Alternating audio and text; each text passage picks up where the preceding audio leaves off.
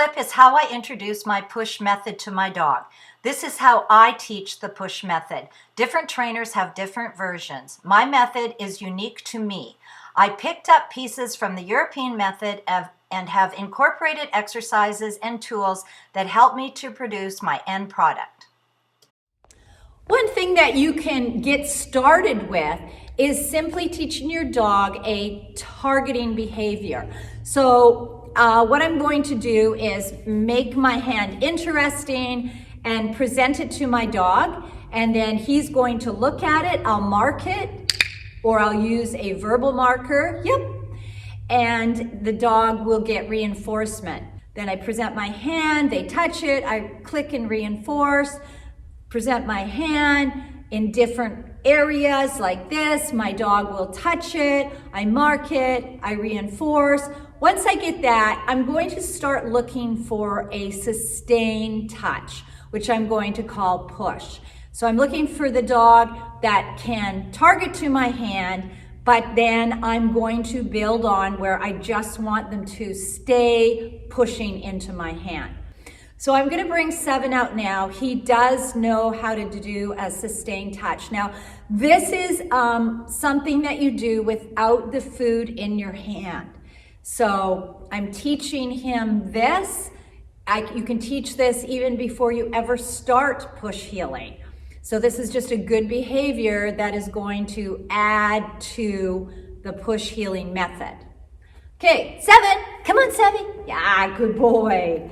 Good job. Okay, I've got my dog here, and what I'm going to do is just present my hand, and he pushes into it, and I'm going to mark and give him the treat. Good boy. Okay, so this will go quickly because he knows a sustained push, so I get it here first.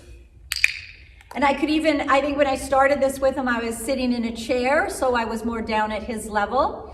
And then what I did is get him to the side of me, and I'm just asking for a push.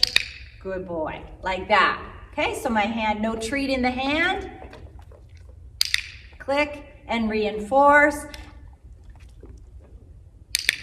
And reinforce. Okay, and then I want to proof that push a little bit. So what I might do is just have him push and wave my treat hand around. See, he breaks his, good. So when he broke his focus, I didn't mark, I just put my hand back out and I was waiting for him to continue with his push. So this is just a little bit of commitment training to the push method where there's no treat. I do a little bit of proofing, he breaks his attention, nothing happens, he goes back to pushing, I click and reinforce his commitment to pushing. And then I will bring him to the side of me. So now I've got this push, it's nice, it's dedicated. I'm going to start to raise his head. So what I'm going to do is he's pushing, there's no treat, but I'm going to now have my hand further back. So now it's more of a heads up position. Good boy. Good job. Okay, and you can also proof in this area as well. And all that's doing is telling me that he's committed to the push. So when I actually teach it moving, how I start it is by having a treat in my hand and going backwards. So my dog is pushing, I'm going backwards like that. Okay? So I don't start it in heel position, I start it moving backwards. When I started in heel position, I start with the head low and he's a little bit away from my body and my hand is forward. Okay, so then it would look like this. Push, push, push. Good boy. Okay, that was good. Are you ready? Hey. Push, push, push. Good. Okay, so once I have that, then what I'm going to be doing is having him beside me and about this far away. And now I'm going to start to raise my hand up. Okay, so it would look like this. Ready? Push, push, push, push. Nice, good boy. Okay, so I don't have my hand way out here. I just have it about this far away, and I'll go in a circle to the right because a circle to the right helps to build drive.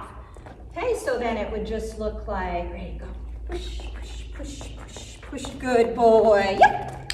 Good boy. Okay, right here. Sit. Good. So once I get that, then I've got my healing started. So I'm going to show you how I hold the treat. Sit. It would look like I have the treat right here. I just kind of put it along here and I cover it with my thumb, and then I just cup my hands like this. So the thumb is hiding the treat, although they can clearly smell it, and I just cup it down like this. So once I achieve this, at the same time, I am making my hand interesting. So I want to make it really fun and exciting for him as well. So I'll do some of this. Okay, ready, what's this? Oh, yeah. Good, okay, push. Yep, good boy. Good, ready. Oh, what's this? And I might do a crazy little turn. Ready, push. Oh, go, yay, good boy. Good job. So excitement to my hand, making my hand prey-like, something that he can chase, makes it all that much more exciting. So for me, I don't have my dogs push for a really long time. So, some dogs, if they're licking your hand or biting your hand a little bit, trying to get the treat out, deal with that in a stationary position first, so that when you go to move with the treat, you don't have that happening. And then what you want to do is, once you do this, the push with the food, is then you can start doing little bits of push with no food in the hand. And then, reinforce it by bringing the treat over and then giving it to them like that. So after this section, I incorporate a whole bunch of different things so that I can go from my dog pushing to being able to work on his hind end activity so that he's really engaging in his healing. There's a bunch of different stuff I do for that. And I want to do lots of circles so that I can build a rhythm for my dog and myself. You can start with the sustained push and get started right away.